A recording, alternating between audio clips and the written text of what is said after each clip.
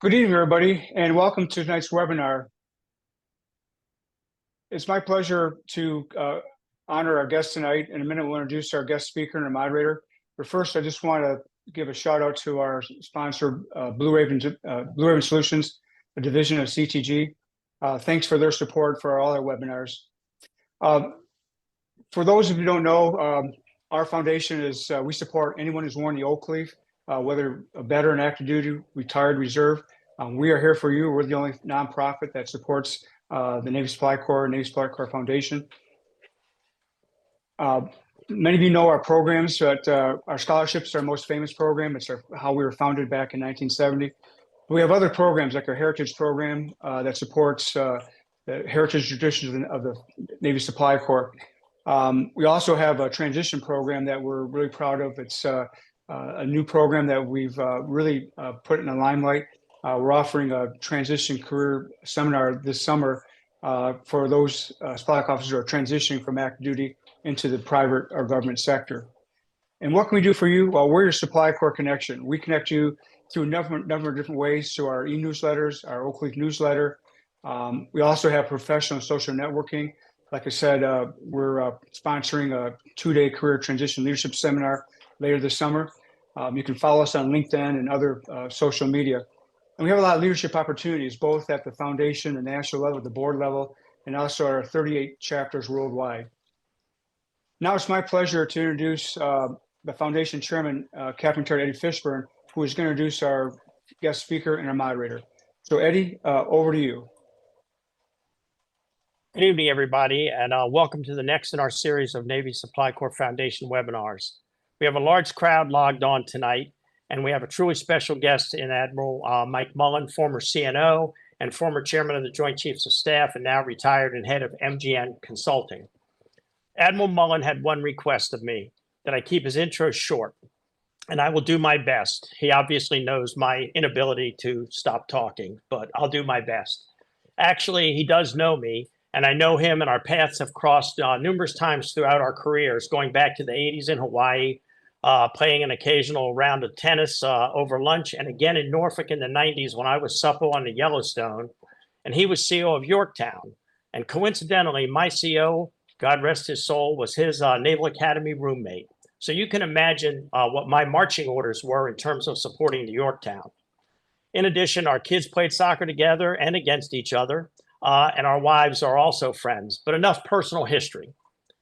But we owe his presence tonight to our own distinguished alum, retired Captain Bud Schiff, who will moderate this webinar and who was kind enough to use his influence, or maybe his persuasive personality, to enlist Admiral Mullen's support. So without further delay, I give you Admiral Mullen and turn over the mic to Bud Schiff. So Bud, take it away, please. Hey, thank you, Eddie, for that. And Admiral Mullen, thank you so much for giving us the time tonight to do this. We do have a tremendous audience. We're getting flooded with questions, so I know they're very interested in your subject. So rather than take any more of that time, let me just turn it over to you for whatever remarks you want to have. And when you're finished with that, we'll get into some Q&A. Thanks, Bud, and thanks, Eddie. That really was a marvelously brief introduction, and I know you had to work on that. And Dan, thanks to you as well. It's a real treat to be with you, and I'm sure there's a lot on a lot of people's minds. I've got just a few comments or a few remarks, and then I'll open it up. I probably would summarize it by saying, when asked about how things are geopolitically, I think it's the most dangerous time in my adult life. And I say that because of the emerging and growing competition and challenges that China brings. And I actually think of all the threats that are out there, that's existential. And the relationship, and I actually went to China last August. I made a private trip.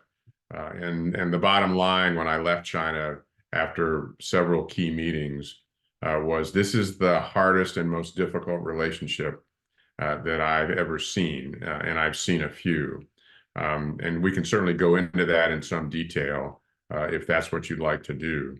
I was last there actually in 2012. I went with Secretary Kissinger and a group of 8 or 9 of us. And this was the turned out to be the anniversary of his visit in 72. So it was a pretty positive visit, and it was just before Xi Jinping took over. When I have focused on this recently, made this trip, I was scratching my head as I was leaving, believing what I said in terms of the difficulty of the relationship and what's changed. And the biggest change has been Xi Jinping and all that he has done to consolidate power, to essentially send the messages to us that he's not interested in us being around, to create huge challenges in the South China Sea, to continue to steal intellectual property from us, et cetera, across the board.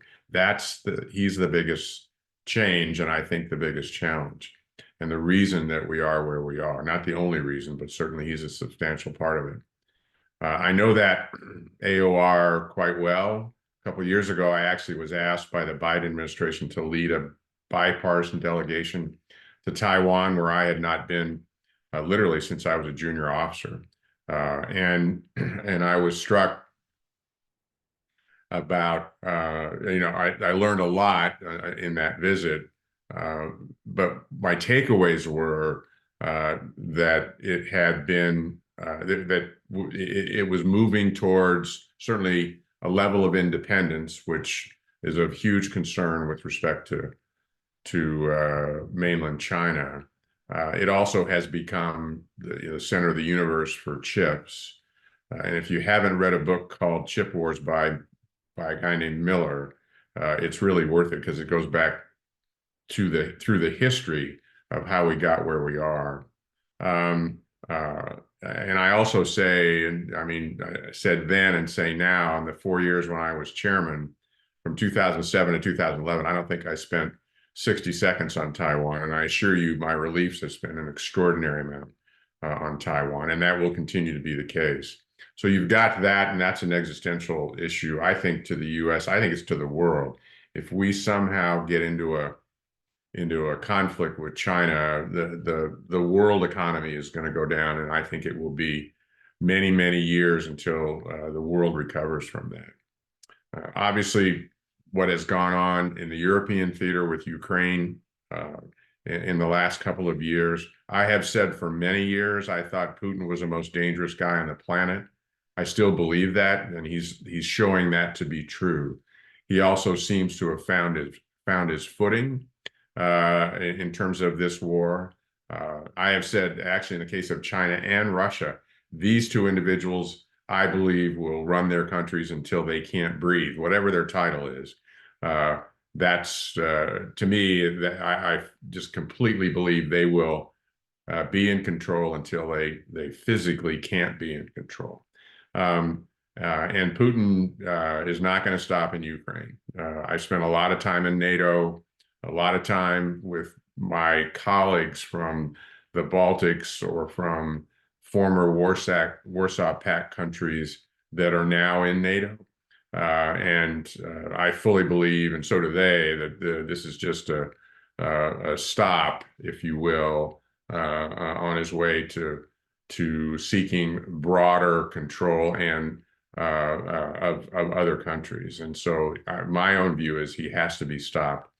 I don't think, I've thought for some time, I don't think that there's much of a chance that Ukraine's going to get Crimea back. I'm not sure what the right path is to an outcome. Part of what makes my head explode in Ukraine is, on the one hand, all this focus on technology and drones and autonomy, cyber, et cetera. And yet we're literally fighting a war as if it were 1917. And I suspect that we'll end up some version of the stalemate of where we are right now. And all these things have to end with getting to the table. Right now, Putin's not interested in that. And so it's very difficult to see how that ends, or that it's difficult for me to see that it will end in a relatively short period of time. And I have learned through very difficult experience myself these wars, they don't last 3 months, which is what Putin sort of wanted, what we wanted in Iraq. They seem to go a decade or two at a time, and I think that's true there as well. And then lastly, and most recently, we had this the tragedy in Israel unleashed by Hamas, what's subsequently occurred in Gaza. And I was one sort of backing away from the Middle East. One of the lessons I've learned in the Middle East, from my perspective, is too often they're takers, not givers. They also need to solve some of their own problems.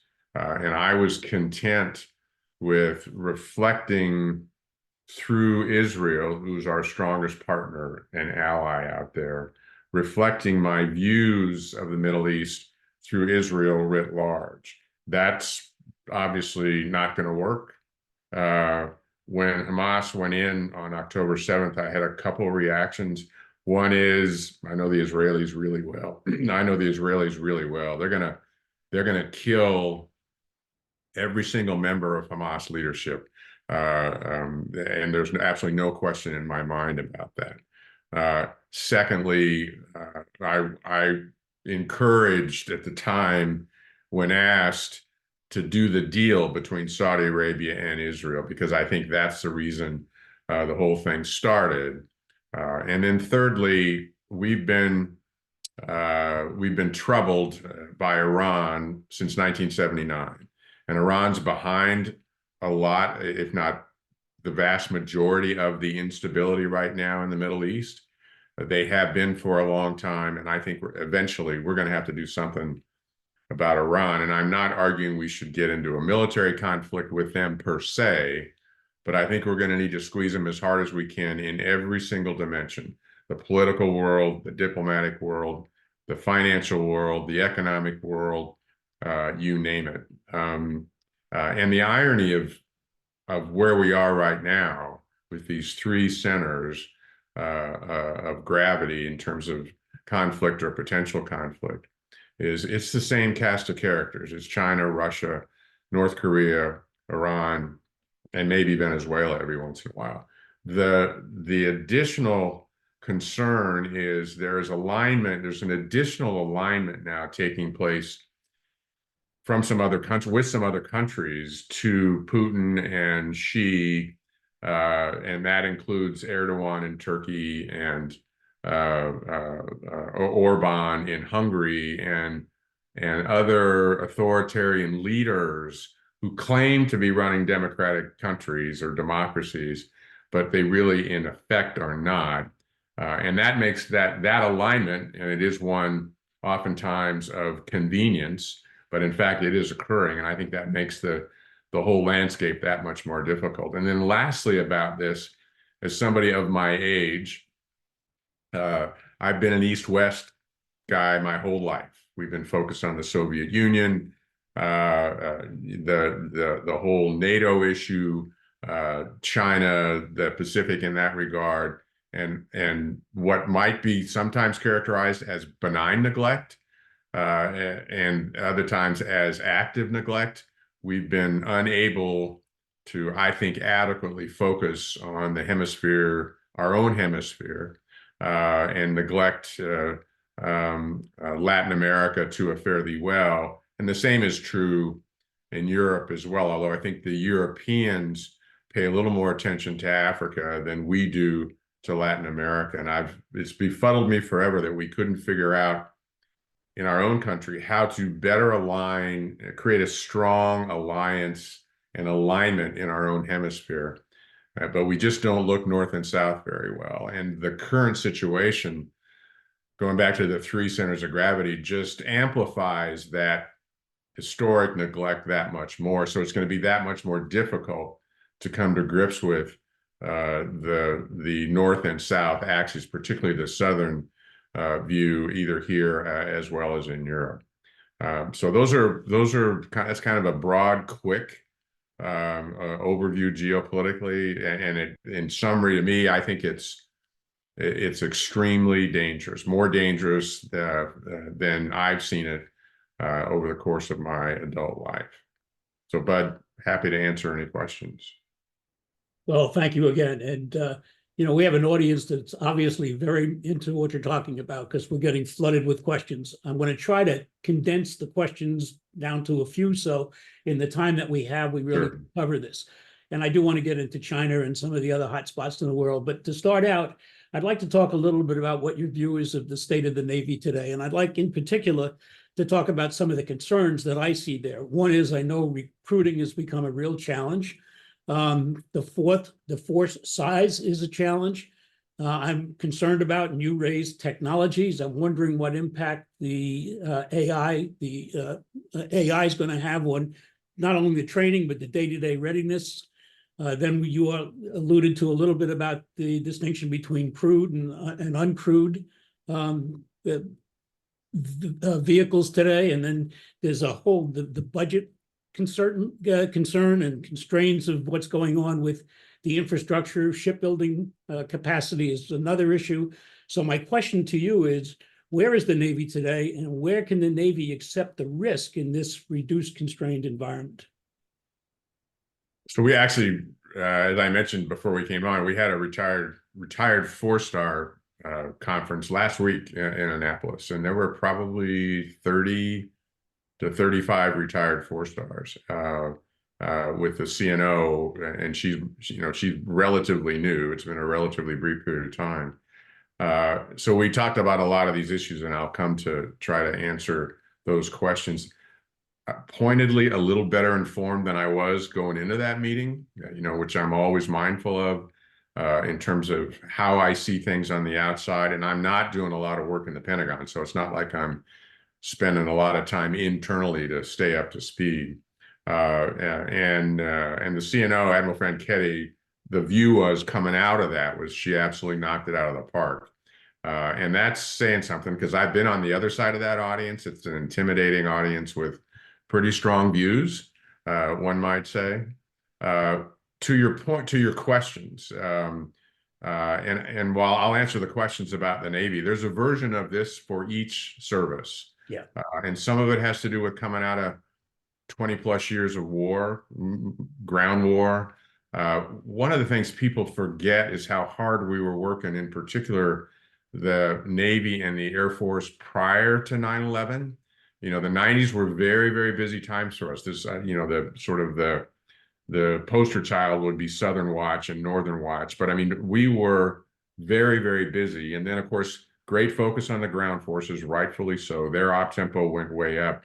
But the service, the Navy and the Air Force op tempo didn't go down. They stayed with that. So we've worn that force out. We bought it a lot. We bought a lot of it in the 80s under Reagan. And it's wearing out, including the Navy. I was the CNO in 2005 and 6. I did an in-depth study back then to say, what size of Navy do we need? What's the mix, et cetera? And I came up with a very well analyzed, data-driven study that came up with 313. You've seen numbers for the size of the Navy. And you've seen numbers since then that other CNOs have come out with higher than that. 355, I think, was a number that was out there. And then I've seen some numbers that were as high as 500, and that had to do with adding an awful lot of unmanned capability. I was talking to CNO the other day, just walking briefly, talking about this, and she said, look, it's going to get smaller here in the next couple of years. That's just based on decommissionings and the inability to accelerate the shipbuilding piece. So what she is very focused on right now is getting those ships that are in maintenance out of maintenance, getting the maintenance done, and getting those ships back to sea as quickly as possible. That's the quickest way to relieve the pressure on the operational fleet. But, and probably many of you saw this, in fact, it happened while we were in session with her last week. The Eisenhower got extended. The Eisenhower's, I think it's 180 some days. She's had 1 day in port since she deployed, and she just got extended 90 days. There was a bigger gap than that. This could about cut the gap in half. Well, that just cascades into the problem about, now I'll use carriers, but in terms of timing of maintenance, availability of resources, et cetera. I have not dug deeply into the status of our shipyards, except to say they are in really bad shape. They are unable to meet deadlines, and the backup there for years. And CNO Gilday spent an awful lot of time on this. It's getting better. We understand the problem, but now we have to resource it and get the maintenance done so those ships can get back out to sea. So that's one part of it. Secondly, and this is something that goes back for me a long time, this pipe dream that we're gonna build the Columbia, with other people's money, that somehow there's going to be a strategic fund that shows up because it's a strategic mission. I get that. Was just that, a pipe dream. And you drop Columbia into the middle of the SCN, the shipbuilding budget, which when I was there was about 18 billion. I think now it's about 27 billion. But you drop that program into the middle of the shipbuilding world and you make it the top priority, it just brings everything else almost to a halt. That's where we are. And we're going to be for the next 15, 20 years in terms of building Columbias. That's a huge issue as well. And so the whole industrial base, the Navy, the civilian, they're all trying to come to grips with how are we going to do this, given this deluge of requirements, which they've got. A lot more requirements that EB, and obviously this cascades quickly into the Virginia-class submarine programs. We've added, X number of submarines through AUKUS, all of which I think is terrific. It's just there's a capacity piece here that you just can't expand overnight. And that doesn't mean that there isn't work going on listening to the CNO to try to do that. It's just where we are right now. So I don't expect the Navy's going to get a whole lot larger here or a whole lot smaller in the near future. And it'll be a slog increasing the numbers. And you have to, in fact, I told the CNO this, in our time, in many of our time, I'm older than probably most of you, but when Trost was CNO, he put a line in the sand and he said 6 months, this was post-Vietnam, but he said 6-month deployments, because he'd been there when we did the 1-year deployments, particularly the carrier force. But it wasn't just the carrier force. And we wore ourselves out and we became hollow. And Trost put that line in the sand and for the most part made it stick. The deployments on average right now are running 7 months. And it's roughly 2 to 1, maybe a little more than 2 to 1 turnaround time for the next one. So it is, and this audience, you know this as well as I, it is this combination of things. Right now, it's not about funding, although the budget that's over there, or the budget which is going to get defended, I think here shortly, is close to $850 billion. That's $100 billion more than when Biden came in, and we need it. We still have the problem in the building. It isn't, in my view, it's not the amount of money you have, it's where you spend it. So the shipbuilding is the industrial base is a huge, huge issue, and it's going to continue to be. It's got a lot of people's attention, but it's going to be slow. It's almost, but I'd almost say we're kind of to get at this in a meaningful way, it's a decade to 2-decade trek to get it right. It's just where we are. And I can talk, how did we get here? How do we run out of weapons? I was part of that. I can't tell you the number of systems when I did, programming and budget that we brought down to minimums because we didn't have the funds at the time. We just wanted to keep the production lines open. That gets us to where we are right now, which is firing $2 million missiles at $50,000 drones, in the Red Sea. And I'll come to that in a second as well. So that you also asked about recruiting. I'm a little more optimistic. Most of you have been around a long time. This goes in cycles. We've been through this before. Having listened to the Chief of Naval Personnel the other day, I'm a little more optimistic than I was going in that if they hit their marks this year, the Navy, they think they'll be sort of through the real crisis point with respect to recruiting, but they got to hit their marks, and the marks are pretty aggressive. I I would assume, like many of you, I'm concerned that we see this age limit going up. You know, I was there in the 70s and the 80s when we did this, and honestly, those that were coming in their 30s that I was getting on Stare It out in the PI, on Fox when I was a chief engineer, they were too often like tumbleweeds. They've been looking for what to do with their lives, and so the Navy, the military, but the Navy in particular, decided to take them. So I wasn't overly impressed.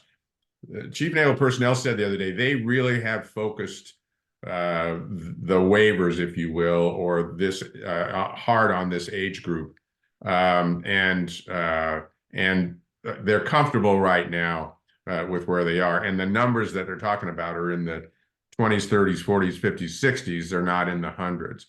What's going on in the recruiting world is the propensity to serve is way down. So coaches, pastors, teachers are not parents are not they're not telling their kids to join the military or join the Navy. And then lastly, you asked about AI. It's everywhere, and I worry a great deal about that. I think that's an existential capability.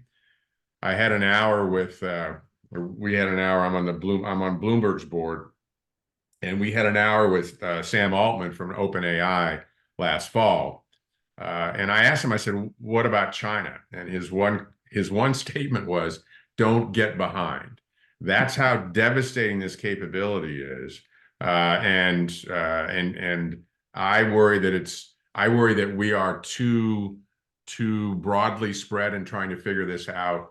There needs to be a concentration on getting this right for the military, for the country, but also for the military. So it's probably too long an answer, but that's kind of where I see us right now. You would still be absolutely, the kids are eye-watering, and what they're doing is as eye-watering as anything you and I have ever seen.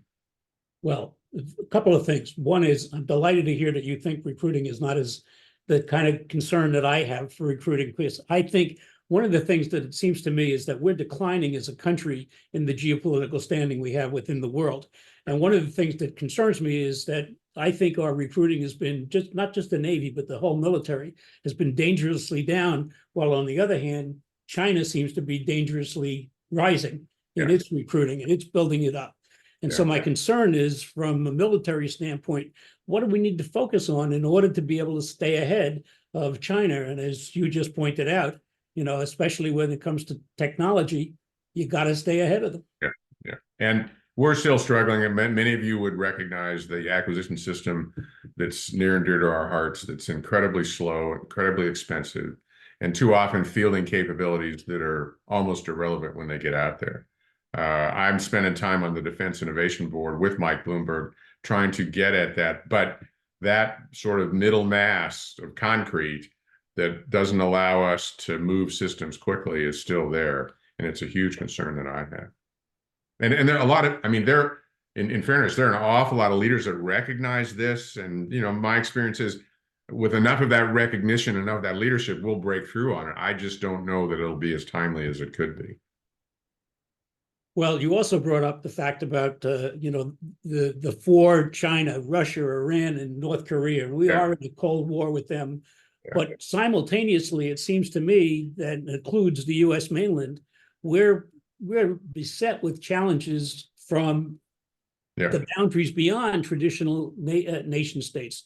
You brought up the bit about Ukraine, the Yemen's Houthi attacks in the Red Sea with missiles supplied by Iran, and it's disrupting global trade. Actually, they're making some of them themselves. Yeah, I've found out it's not just Iran. Okay. Which I would not have subscribed to the Houthis. I didn't realize that either. So interesting to hear that. Yeah. You also brought up the Israeli war and the humanitarian crisis in Gaza, another issue. And now we have chaos in Haiti again. And then you brought up Taiwan, and we also have the southern border. That's a big issue here. So we got this litany of significant challenges going on here. And it's not just the four majors. It's it's all these other non-traditional nation states that are doing this. And so I don't know how you address that. Yeah. Well, I think, and again, I'd like to stay out of politics tonight, but I think that there's a huge decision this fall about how we're going to lead in the future. And to me, that's as clear as a bell.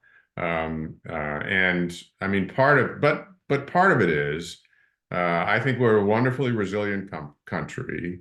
I mean, part of it for me is how well, quote unquote, our economy is doing overall. With with the challenges that are there as we speak. But I don't disagree. We have these huge internal challenges. Our education system's another one that's just, I've spent, the K through 12 system is almost broken, and you can see year after year the scores. You can talk about standardized tests all you want, but whatever the standards are, we're scoring lower and lower and lower every year, and China's scoring higher and higher and higher. And at some point in time, that's going to come home to roost. There's just no question about that. So, Yeah, I agree. I think our education system, especially from K to 12, is just totally broken throughout. Yeah.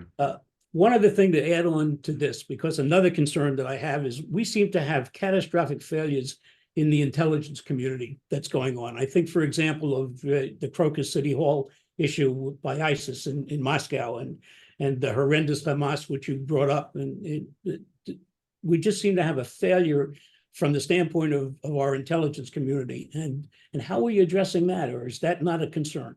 Well, yeah, I mean, it's a concern. I asked a question, obviously, about Hamas, and what I was told, because I know Israeli intelligence really well. They're really good, and we share an awful lot with them. But in the case of Hamas, we were totally dependent on Israeli intelligence. That's just how it was broken down. I mean, we have limits on how much we can do and where we can look.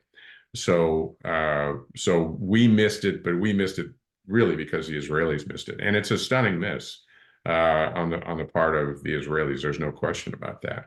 I worked for an intel guy, Bob Gates, for almost the whole time I was in the chairman's job, and actually Leon, so two intel guys, but Bob has a history there. And when he gets asked about these misses, he said, we've got, it's not always an intel failure. There have been historic situation going back a long time. We just didn't get it. The one that I remember he got was the Suez Canal, in the 50s. Obviously, we didn't get 9/11. So it's not, I don't want to excuse it.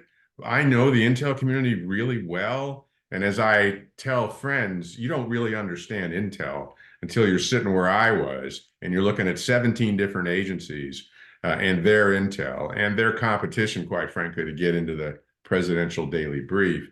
They're extraordinary. And part of why we didn't get hit again after 9/11 is because of their work. So I assure you, that I don't know this because anybody's told me. I just know how they react.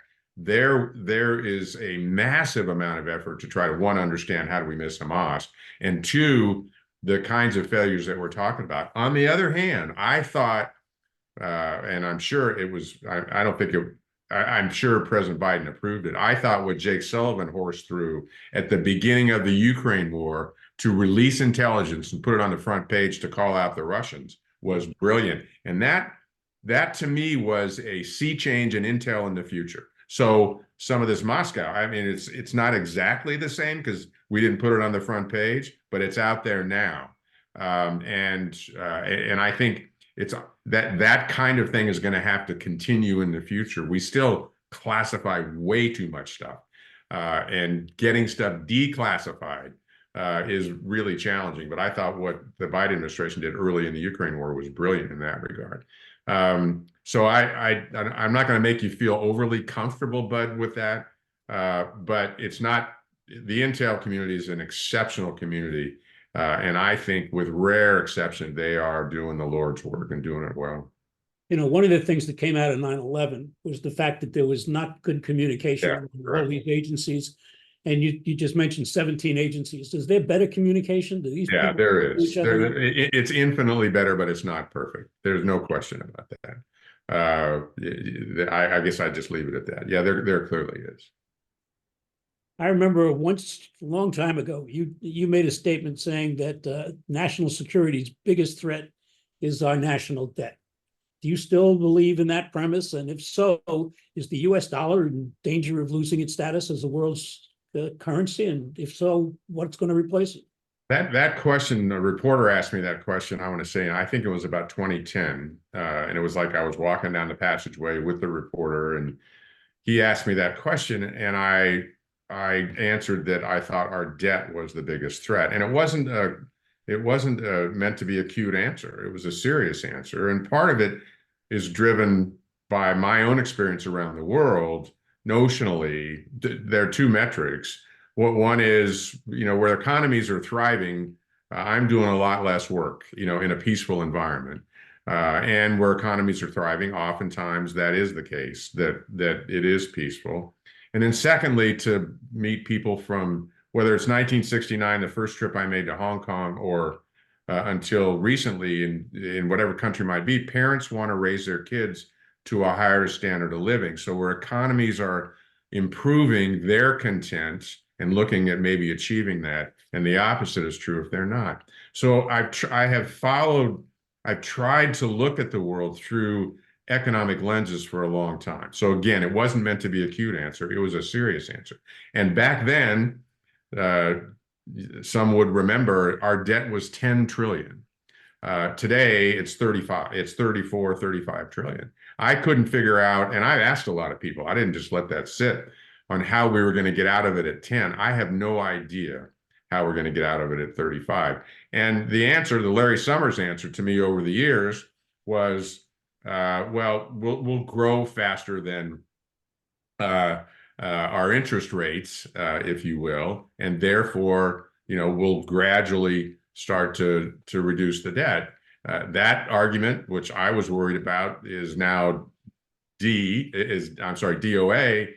If interest rates are at 5%, I mean, it's just not going to happen. So I don't know how we're going to get out of that, and I'm hugely concerned about that. That said, I don't think it's the number one threat anymore. I think the number one threat to the U.S. is us. I think the division going on in this country, we're tearing each other apart in ways that I can't even imagine and have imagined. And somehow we need to stop that. And I don't know how to do that. Civility is gone. Rage seems to be in. And there's no, I have felt Washington's been broken probably for 20 years in terms of being able to get anything done. And it's underpinned by the fact that people in Washington actually think they're getting things done. So how do you break that up? I think Washington is badly out of touch with the American people and has been for quite some time. We've got leaders, my own view, leaders, and this, not just the obvious ones here, that hang on too long because of power. I'm a Vietnam guy. It's time for me and my generation to step aside and turn it over to the next generation. And Washington is as rife with money and power as any corrupt capital in the world. It's legal here in Washington, but it is that money corrupts. And that's, to me, what it's all about. And so I'm hugely concerned in that regard. I finished 2 books. I actually am so concerned about it. I went back and tried to read de Tocqueville's book, Democracy in America, which is written in 1835 in English I cannot understand. So I took a 24-lesson course online from a professor out of SUNY that knows de Tocqueville well, to try to understand what's the source of our democracy. And not surprisingly, it's the kinds of things that the freedoms of speech, of a free press, clear, fair elections, et cetera. None of that is overly surprising, although one is a very robust local press, local media back then, if you will. And then I just recently finished 2 books, 2 Harvard professors. One is called How Democracies Die, and that went through 2018. And another one is called The Tyranny of the Minority, which goes from 2018 to 2023. The books are very robust in terms of looking at history and how democracies die, and very instructive. One of the things a couple of things I took away from that. One is I took it for granted because, I did pretty well by it. Didn't have to give it much thought. And secondly, this phrase we use called fragile, it's a fragile experiment. It is a fragile experiment. Yeah. I know a lot of people in DC. I know how close we came on January 6th. And I have no idea where that would have gone had Trump not left office, except not to a great place. So I'm hugely concerned that we are in a place I never imagined. And it's less about me. It's my kids and grandkids and what kind of country they're going to grow up in. And I'm just not sure. And the American people, we all have to get off our couch and get in if we're going to fix this. The leaders that I see across a lot of different sectors, I don't know who's going to fix it. Yeah, I mean, I think that's a big part of the issue. And it's what surprises me is the public doesn't seem to get this either. But it seems to me all three branches of the government today have real issues with them. It's not just the executive branch. It's not just not the two people that are going to be running for president coming up, which is a big concern to us. But the Congress is totally dysfunctional, and it's dysfunctional not because of everybody that's in the Congress, but just a handful of radicals on both sides. That's what's pressing it. That's the tyranny of the minority. That's the tyranny of the minority. Yes, agree. And it's also a concern as to whether or not the Supreme Court today is in touch with what's going on in the United States. So that's the big risk that I see that we have. And again, as you say, it's not us that are going to suffer that. I'm a Vietnam guy myself, and it's my children, not even the children, it's my grandchildren. I'm very concerned about what kind of world my grandchildren are going to live up in. Agree. I do want to go back a little bit because we just kind of touched on Taiwan, but to me, Taiwan seems to be a really significant issue. Seems to me China definitely is moving towards its goals in Taiwan, and I'm wondering what position we're ultimately going to take if they make that move. And they're getting more aggressive by the day. Well, one is I don't know. Two is I've listened to Biden say 4 times we're going to be there. He didn't say read my lips, but pretty close, despite the fact that his staff walked it back. And part of me is, again, I didn't know much about Taiwan myself. I know a lot about the AOR. I learned a lot. And then I actually, Richard Haas asked me to co-chair a study, a review of Taiwan. I did that with Sue Gordon, who had been the deputy DNI. And the main reason I did it is because I wanted to go deep into Taiwan and understand the issues. Because senior officers can't go there. We've never been able to do that. And we've got it isn't an embassy, it's called the AIT, but it's 400 people full on Taiwan right now. It's an issue that has changed in context over the years. When Clinton was president, one of the things Clinton said was, well, when we get to the decision, we ought to make sure that the people of Taiwan get a vote. So now that's part of what's going on, and they are clearly moving towards independence. It is economy, when all this started, decades ago, we didn't have TSMC and we didn't have chips, and now it's the center of the world in that regard. Despite others trying to come up with how to make the chips, they still hold all the cards on the most potent chips of the future, and they're not going to let that go. More and more of the young ones there call themselves Taiwanese. They don't call themselves Chinese at all. And as I said, when I went there, which was 18 months before the recent election, they've got politics as well. This election that they just had was a huge election. And I don't know about this guy. I liked the Tsai Ing-wen, who is the current president, who's done I think a really good job. But Lee, President-to-be Lee, is somebody that I really want to just keep an eye on, because rhetorically, he's been pretty vocal towards independence. My belief is, Bud, and I believe this for some time, not just with Xi Jinping, but especially with him too, that if the Chinese president thinks they're going to lose Taiwan, they're going to go. They're going to, whoever it was, whatever president, and there's no doubt this guy is going to go, because they're not going to have that as part of their legacy. So the trends are all going in the wrong direction. You know, we've got a president in China right now that is sending message traffic all the time. 2027 has to happen on my watch. Part of, you know, we need to close the Chinese dream of the future, et cetera. And what I tell people is, what we don't understand, I don't think well enough in the West, is Taiwan is to China like Nebraska is to the US. It may as well be in the center of the country because they think they own it. Yeah. And that's how the conversations always start. And their military is getting better. They're not 10 feet tall. They never will be 10 feet tall.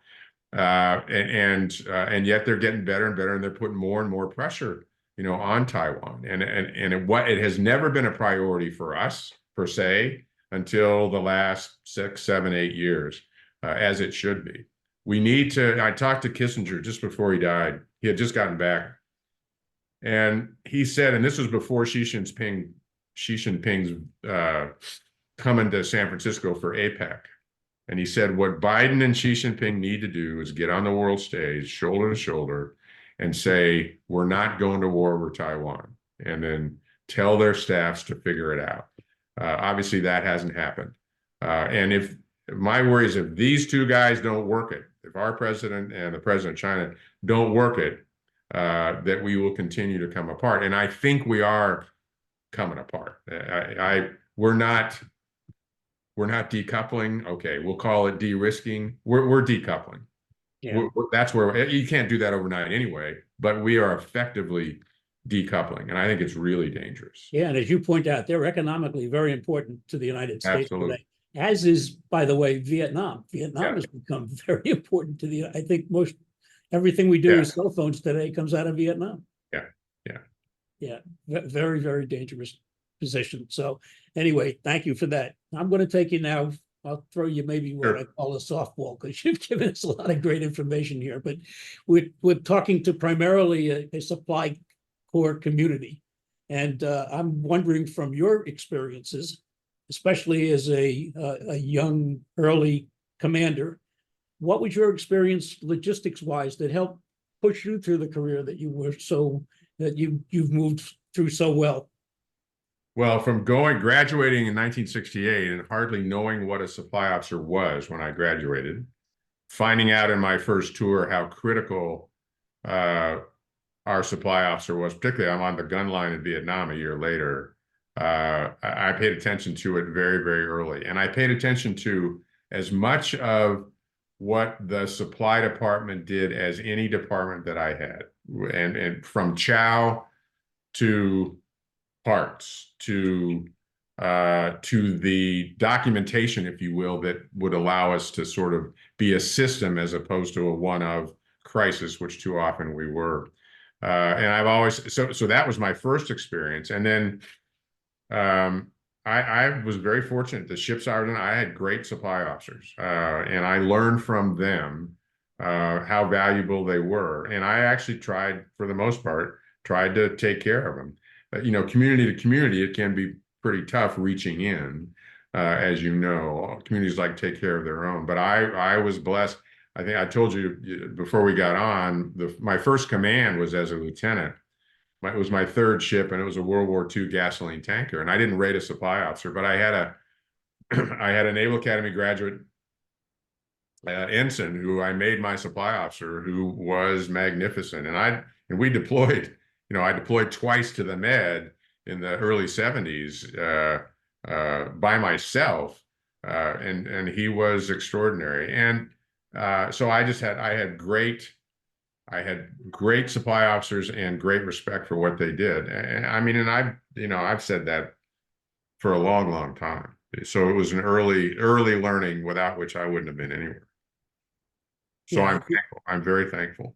The whole concept of the way the supply corps operates. I mean, for a young ensign that comes into the supply corps, the experience you get, especially at, let's see, if you're an afloat supply corps officer, the experience you get there, you could never get that kind of responsibility right out of college in any civilian community. It's just tremendous. And I've run in, so I've been in a business community now for upwards of 13 years, and the number of former Supply Corps officers who are huge players in the private sector are extraordinary. And I mean, even Fast Eddie said, I took my Navy exchange experience and took it to Home Depot and worked there for 20 years. That doesn't, and ran, a significant portion of Home Depot. That doesn't surprise me at all because of the skill set that you can learn. And but it's also the early responsibility you get in the military it's still there. And I'm fond of pointing out to audiences, particularly that don't know us that well, the average age of any unit in the military across all the services is 21 years old.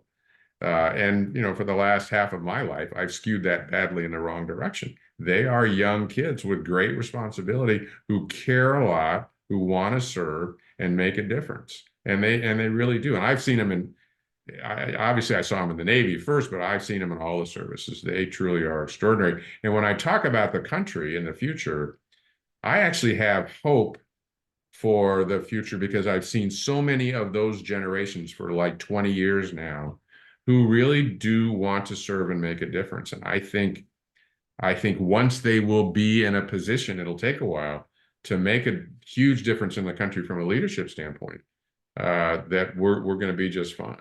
But there's a gap. Well, along that line, do you believe that we should have some form of mandatory, not necessarily military, but mandatory service for people that are young, that come out of high school or going through high school, that need to serve at least for some period of time in some way? I think that the all-volunteer military has worked for a while, but it just seems to me that quality of people today that I see that are not in the military, that have no idea what the military is all about, is not as positive as it was when we had mandatory service. Well, so I'm, same thing. I came in the draft and obviously was there when it went away. One of the lessons I learned in the Iraq and Afghanistan wars, it's too easy, and it's getting easier. It's too easy to get into war. It's too easy to use the weapons that we have, the technology that we have, and it's unbelievably devastating. And I believe that way. I believe that happened in Iraq, quite frankly. We got into that war. It's been since Pearl Harbor where the Congress actually declared war. And Congress is absent with respect to this, other than to jawbone about it, after the president makes a decision, here we go. And we missed badly on Iraq. And that was obvious pretty quickly into the war itself. We didn't get that decision right. And because it's easy, and because, one of my learnings was, and this gets to, I'll answer, this really is an answer to your question, even though it may not seem like it. My own view is we need to take the Army down by about 100,000 or so. We started Iraq at 485 and we ended up close to 585,000. This is active duty Army. Didn't quite get there, and then we're back down to 485. I think we need to take it down to maybe 350 or so. So if we need to put 100,000 somewhere, and I disagree with Bob Gates on this, it's not who says anybody be stupid to do that again. I get it, but we've done it in the past, and it's pretty difficult to know where we're going to be fighting and what kind of fight it's going to be. We haven't predicted where we're going to be fighting since Grenada. Accurately. Take the Army down to about 350. I could then deploy 100,000 Army soldiers, but I couldn't relieve them. That would then cause me to have, a year later, that would cause me to have to call up 500,000 kids to backfill them. And there are a whole host of challenges associated with this. I understand that. There are readiness challenges, there are training challenges, but I want that decision to be discussed at the dinner table of every family that's got an 18-year-old son or daughter that may get called up, and have that well up into a decision in the country that, yes, this is a war we're going to go fight, or no, it isn't. That's lacking. It was lacking in Iraq, in my opinion. That became a PR campaign, quite frankly, which got us into Iraq. That's a huge learning for me. In all of this. So yes, and I also think, and I don't know where I'm guessing you as well. There's been almost no young man or woman that I've seen come in at 18 that didn't come out an adult after 4 Absolutely. years. And it Absolutely. just changed their life forever. And there are exceptions to that, as you know, but the benefits of that, of service, and I'm okay with everything from the Peace Corps to Teach for America, wherever that service is.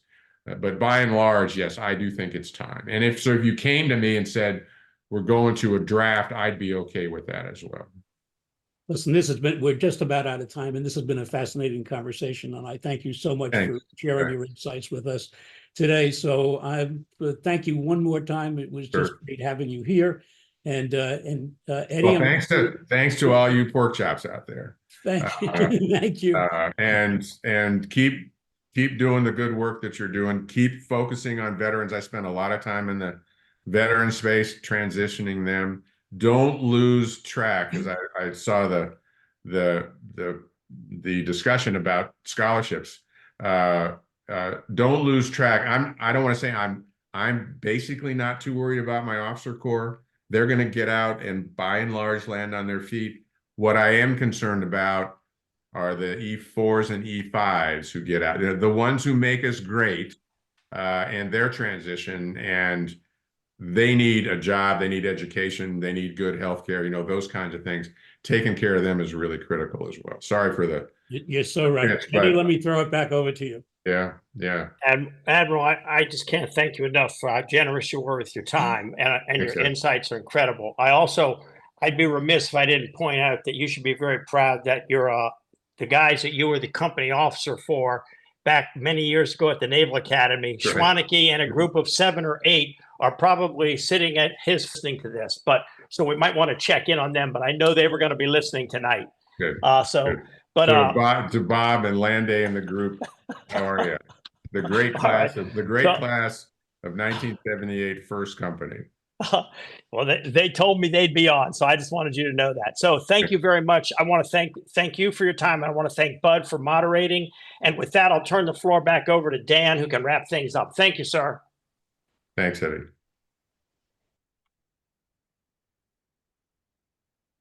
Well, that concludes tonight's webinar. Appreciate everybody taking time to join us. If you haven't had a chance to register, please join us or click the QR codes and join us. Our next webinar will be on May 23rd. It'll be a transition webinar. And with that, enjoy the rest of your evening, and thank you for participating. Have a great evening.